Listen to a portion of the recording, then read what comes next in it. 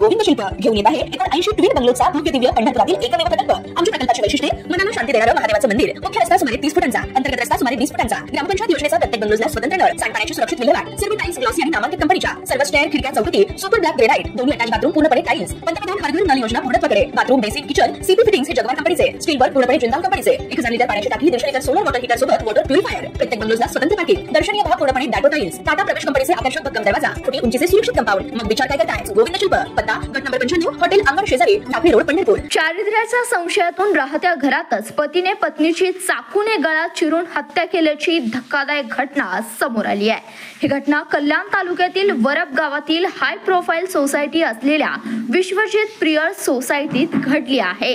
खळबळजनक बाब म्हणजे पत्नीची हत्या केल्यानंतर पतीने त्याच चाकूने स्वतःवर वार करत आत्महत्येचा प्रयत्न केलाय। या प्रकरणी कल्याण ग्रामीण तालुका पोलीस ठाण्यात पतीवर हत्येचा गुन्हा दाखल करत पोलिसांनी तपास सुरू केलाय। विद्या संतोष पोहळ वय 40 असं मृत्यू झालेल्या पत्नीचं नाव आहे, तर संतोष पोहळ वय 41 असं पत्नीला ठार मारून स्वतःवर चाकूने वार करत गंभीर जखमी झालेल्या आरोपी पतीचं नाव आहे।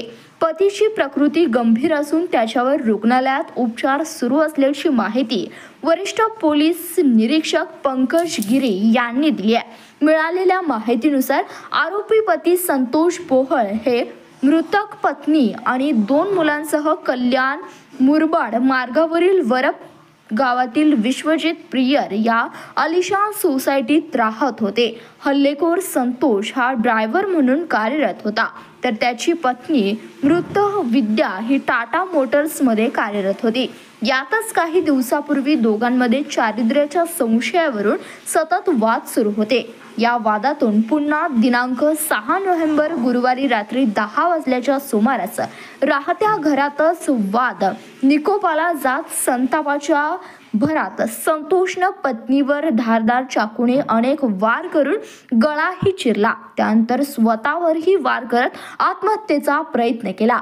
घटनेची माहिती मिळताच कल्याण तालुका ग्रामीण हद्दीतील महाळ पोलीस चौकीने अधिकारी दत्तात्रय नलावडे व पथक घटनास्थळी दाखल होऊन पंचनामा करत घटनेचा तपास सुरू केला असता प्राथमिक तपासात वैवाहिक वाद आणि संशयातून ही घटना घडल्याचं स्पष्ट झालंय।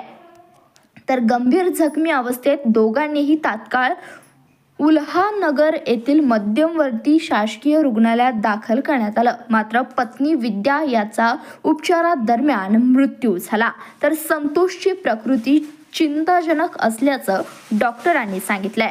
दरम्यान या धक्कादायक घटनेमुळे कल्याण तालुक्यात मोठी खळबळ उडाली आहे। शांत आणि सुरक्षित मानले जाणाऱ्या विश्वजित प्रियर सारख्या प्रतिष्ठित सोसायटीत घडलेल्या या प्रकारामुळे रहिवाशांमध्ये भीती आणि अस्वस्थता निर्माण झाल्या। या गंभीर घटनेचा अधिक तपास पोलीस पथक करीत असल्याची माहिती वरिष्ठ पोलीस निरीक्षक पंकज गिरी यांनी दिली आहे। ताज्या घडामोडी पाहण्यासाठी आमच्या YouTube चॅनलवरील PVR म्हणजेच पंढरी वार्ता या न्यूजला सबस्क्राइब करा आणि शेजारील बेल आयकॉनवर क्लिक करा।